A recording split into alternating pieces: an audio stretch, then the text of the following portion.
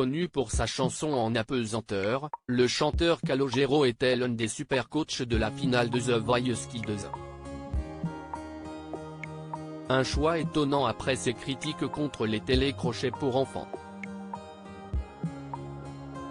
En 2014, il se disait révolté, force est de constater que près de 10 ans plus tard, il l'est visiblement un peu moins. Lors de la finale de The Voice Kids diffusée le 29 août 2023, les téléspectateurs avaient été surpris de découvrir l'identité de l'un des super coachs du jour, à savoir Calogero. Un choix étonnant puisqu'à une certaine époque, le chanteur de En apesanteur s'était montré très critique au sujet de l'émission phare de TF1, qui venait alors tout juste de diffuser sa première saison. Ce que je ne comprends pas, si est quand on accorde la notoriété trop vite aux jeunes.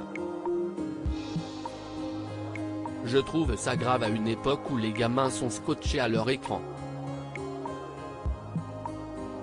N'importe quelle télé-réalité où on voit des gamins chanter, je trouve ça très dangereux, expliquait-il alors. Calogero, auront-ils suffisamment les pieds sur terre? Mais quelques années après ces propos, Calogero fait son mea culpa dans Ciné Télé Revue, je n'ai jamais refusé de chanter mes chansons dans des émissions de variété. Il raconte vouloir désormais transmettre. J'ai mis transmettre et j'ai donc plein de conseils à donner à ces mômes. Toutefois, il reste convaincu que la télévision a ses défauts. Sur le fond, la télé peut faire mal aux enfants, elle peut être dangereuse pour eux. Or, pour moi, les enfants, si est sacré. On ne leur fait pas de mal. Il regrette ainsi que l'univers de la télévision se fout généralement de l'après, ces gamins qui ont eu durant 2 mois une certaine notoriété et qui, pour la plupart, vont à nouveau se retrouver du jour au lendemain devant leur bol de chocolat le matin avant de retourner à l'école. Après cette médiatisation, auront-ils suffisamment les pieds sur terre pour repartir dans des vies d'enfants?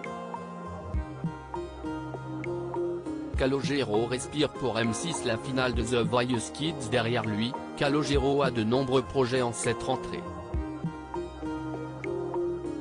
Son nouvel album, A.M.O.U.R, doit sortir dans les bacs le vendredi 8 septembre, mais il est aussi à l'affiche d'un téléfilm pour M6, baptisé Respire. Diffusé le 12 septembre, il raconte les aventures d'un professeur de musique en contact avec une adolescente victime de harcèlement scolaire. Un sujet ô combien d'actualité après le suicide en l'espace de quelques mois de 2 enfants pour ces raisons.